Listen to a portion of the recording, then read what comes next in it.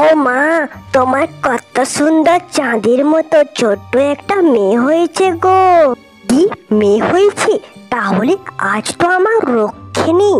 ধাইমা, তুমি যাও মেয়েটাকে গিয়ে কোথাও রেখে এসো।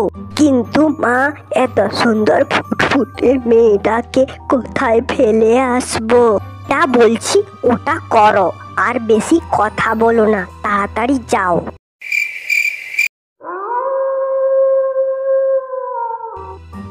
তারপর গভীর রাতে বুড়িমা ফুটফুটে ছোট্ট মেয়েটিকে নিয়ে একটি গভীর জঙ্গলে আসেন। ঘন জঙ্গলে একটি গাছের নিচে বাচ্চাটিকে রেখে দেয়।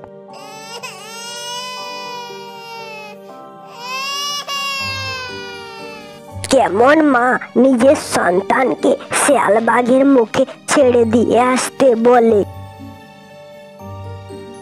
এবারে যদি মেয়ে হয়েছে তাহলে তোমার সামনে তাকে আগুনে পোড়াবো, দিয়ে বাড়ির কুকুরদের খাওয়াবো, এটা যেন মনে থাকে। হে ভগবান, আমাকে ক্ষমা করো, আমার সন্তানকে তুমি রক্ষা করো প্রভু।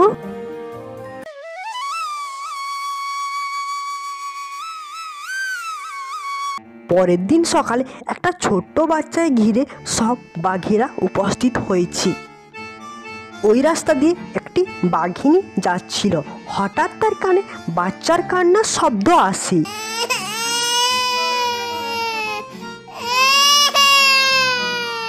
মনে হচ্ছে বাচ্চার কান্না, কিন্তু এই ঘন জঙ্গলে বাচ্চা কোথা থেকে আসবে? বাঘিনী এগিয়ে গিয়ে দেখে একটি ছোট্ট ফুটফুটে বাচ্চাকে আর কয়েকটা বাঘ ঘিরে দাঁড়িয়ে আছে। আমি প্রথমে খাবো, আমি যেহেতু প্রথমে দেখেছি। না, আমি দূর থেকে দেখেছি, আমি প্রথমে খাবো, এটা আমার শিকার, আমাকে ছেড়ে দাও সবাই। থামো তো তোমরা, থামো। দেখছো না কত সুন্দর ফুটফুটে চাঁদের মতো হাসি? এত সুন্দর একটা বাচ্চাকে তোমরা মেরে ফেলবে? বাঘিনী, তুমি এখানে ভাগ জমাতে এসো না, এটা আমাদের শিকার। না, এই ছোট্ট বাচ্চাটিকে কেউ খাবে না, একে আমি বড় করে তুলবো। এটা আমার বাচ্চা, ওর আমি মা। তুমি কিন্তু ভুলে যেও না, এটা মানুষের বাচ্চা। এখন ছোট্ট আছে বলে নিষ্পাপ, কিন্তু বড় হলে আমাদেরই মেরে ফেলবে, তাই এক্ষুনি মেরে ফেলি ওকে। একদম ওর কাছে যাবে না বলে দিচ্ছি। এখন থেকে এটা আমার সন্তান, আর আমি একে বড় করে তুলবো। আবারও বলে দিচ্ছি, এরা মানুষ। যে মা নিজের সন্তানকে জঙ্গলে ফেলে দিতে পারে, সেই মানুষের সন্তান বাঘকে বিশ্বাস করবে কি করে? তারা মানুষ, আমরা পশু, এটাই পার্থক্য। তারা নিষ্ঠুর স্বার্থপর হতে পারে, কিন্তু আমরা না। আমি একজন মা, আমি কোনো সন্তানকেই এত নিষ্ঠুরভাবে হত্যা করতে দেব না। আমি আজ থেকে এই ছোট্ট মেয়েটির নাম দিলাম চন্দ্রমল্লিকা। এরপর থেকে চন্দ্রমল্লিকা বাঘিনীর সাথে থাকতে শুরু করে। বাঘিনী চন্দ্রমল্লিকাকে নিজের সন্তানের মতো প্রতিপালন করে। বাঘিনীর সাথে থাকতে থাকতে চন্দ্রমল্লিকা অনেকটাই বড় হয়ে ওঠে। চন্দ্রমল্লিকার যেমন তার নাম তেমন তার রূপ, গায়ে পাতার বস্ত্র আর মাথায় ফুল। মা দেখো আমাকে কেমন লাগছে মাথায় ফুল দিতে। তুই তো আমার জঙ্গলের পরিমা। বাঘিনী, চন্দ্রমল্লিকা ধীরে ধীরে বড় হচ্ছে। আমরা আর কতদিন এমনি গাছের পাতা পরিয়ে ওকে রাখবো? ওর জন্য কাপড়ের ব্যবস্থা তো করতে হবে। ঠিক বলেছ, এটা তো আমি আগে ভেবে দেখিনি। তাছাড়া সে তো আর আমাদের মতো গুহায় থাকতে পারবে না, তার জন্য একটা ঘরের ব্যবস্থাও করতে হবে। দেখি আমি কি করতে পারি। জঙ্গলের সেই রাস্তা দিয়ে একজন কাপড় ব্যবসায়ী তার কাপড়ের গাড়ি নিয়ে প্রত্যেক দিন যেত। একদিন বাঘিনী কাপড় ব্যবসায়ীর সামনে গিয়ে হুঙ্কার দিয়েছে। অমনি কাপড় ব্যবসায়ী সব ছেড়ে চলে যায়। চন্দ্রমল্লিকা, তোমাকে আর গাছের পাতা পরতে হবে না, এই কাপড়গুলো তুমি পরো। না মা, আমি প্রকৃতির দেয়া কাপড় পরে যথেষ্ট শান্তি অনুভব করছি।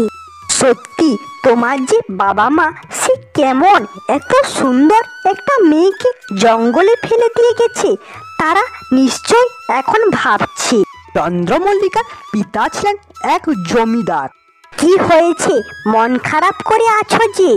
আমাকে ক্ষমা করো, আমি তোমার কাছ থেকে প্রতিবারে ছেলে সন্তান চেয়েছি, কিন্তু আমাদের ভাগ্যে ছেলে নেই। কিন্তু যদি একটা মেয়েও হতো তাও আমরা কত সুন্দর আজ থাকতে পারতাম। আমাদের মেয়ে হয়তো আজও বেঁচে আছে কোথাও না কোথাও। বেঁচে আছে মানে? আমাদের মেয়ে কোথায় তবে? সেদিন কি তবে?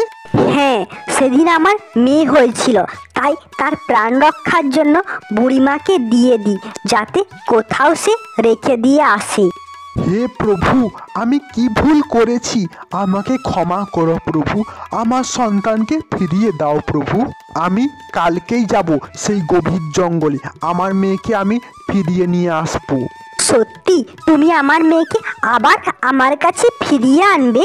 হ্যাঁ সত্যি, আমাদের মেয়ে এখন থেকে আমাদের কাছেই থাকবে। পরের দিন সকালে জমিদার তার দেহরক্ষীকে নিয়ে জঙ্গলের উদ্দেশ্যে রওনা দেয়।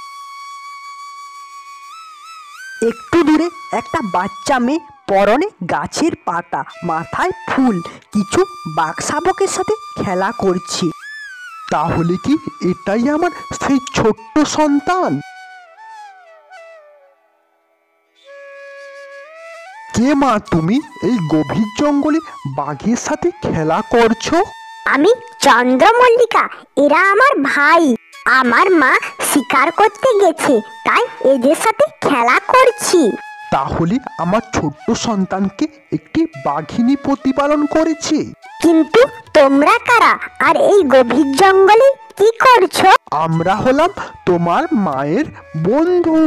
এখন তাহলে বাঘিনী নেই, যেহেতু সে শিকার করতে গেছে, ফিরতে একটু দেরি তো হবেই। খনি চন্দ্রমল্লিকাকে আমার সাথে নিয়ে যেতে হবে। তুমি কি তোমার মা কেমন শিকার করে দেখতে চাও? হ্যাঁ, আমি তো কোনোদিন দেখিনি, মা আমাকে নিয়ে যেতে চাই না। ঠিক আছে, তাহলে আমার সাথে চলো।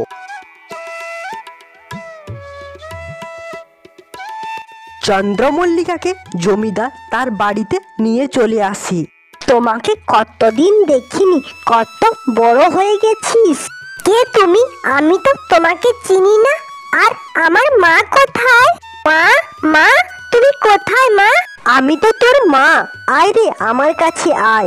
না, তুমি কোনোদিনও আমার মা না। এদিকে বাঘিনী চন্দ্রমল্লিকা কোথাও দেখতে না পেয়ে চারিদিকে খুঁজতে লাগে।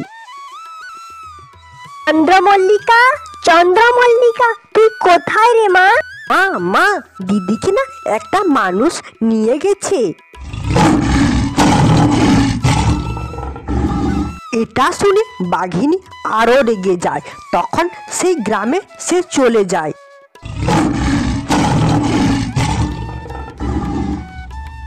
বাঘের ভয়ে সব মানুষ ছুটতে থাকে। বাঁচাও বাঁচাও, বাঘ বাঘ বাঘ! বাঘিনী চারিদিকে হুঙ্কার দিতে শুরু করে। সেই হুঙ্কার অবশ্য চন্দ্রমল্লিকার কানে পৌঁছায়। এই তো আমার মা এসে গেছে। মা, মা, আমি যাচ্ছি মা। চন্দ্রমল্লিকাকে দেখতে পেয়ে বাঘিনী শান্ত হয়। তারপর আবারও তারা জঙ্গলে চলে আসে। ছেলে তো জন্ম দিলেই মাতা পিতা হওয়া যায় না, সন্তানকে আগলে রাখতে হয়, সেটা এই বাঘটা শিখিয়ে দিল।